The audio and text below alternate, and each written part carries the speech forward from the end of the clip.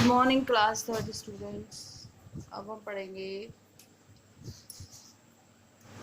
हिंदी व्याकरण का एक नया पाठ, जिस नंबर है पाठ 18, कहानी लेखन।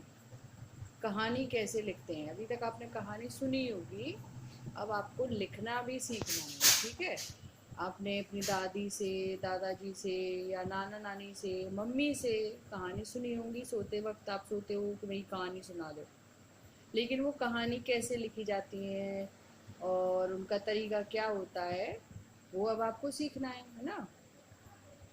इंग्लिश में कहते हैं इसे स्टोरी राइटिंग। ये देखो, ये भी यही बात है, आपकी बुक में भी लिखी हुई है। कहानी सुनने का शौक तो हर किसी को होता है, लेकिन बच्चों में यह शौक बहुत ज़्यादा होता है। यह शौक प्राय दादा दादी या नाना नानी से पूरा होता है। बच्चों के लिए दादा दादी और नाना नानी की कहानियों की पोटली हैं, परंतु कहानी सुनना, कहना और लिखना अलग अलग बातें हैं। कहानी लिखते समय कुछ बातों का ध्यान रखते हैं।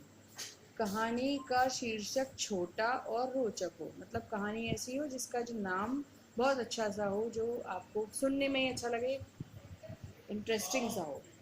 कहानी में छोटे छोटे वाक्यों का प्रयोग हो। जब हम कहानी लिखते हैं तो उसमें ज़्यादा बड़े बड़े वाक्य नहीं बनाने चाहिए, हमको छोटे छोटे वाक्य बनाने चाहिए। कहानी की भाषा सरल और स्पष्ट हो।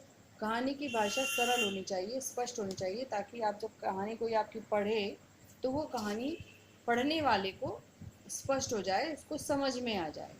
और कहानी का विषय रोचक होना चाहिए। रोचक मीन्स बहुत ऐसा इंटरेस्टिंग होना चाहिए, रुचिकर होना चाहिए, आपको अच्छा लगे पढ़ने में। वो कहानी आपको सुनने में अच्छी लगे, आपको पढ़ने में अच्छी लगे, ऐसा उसका विषय होना चाहिए।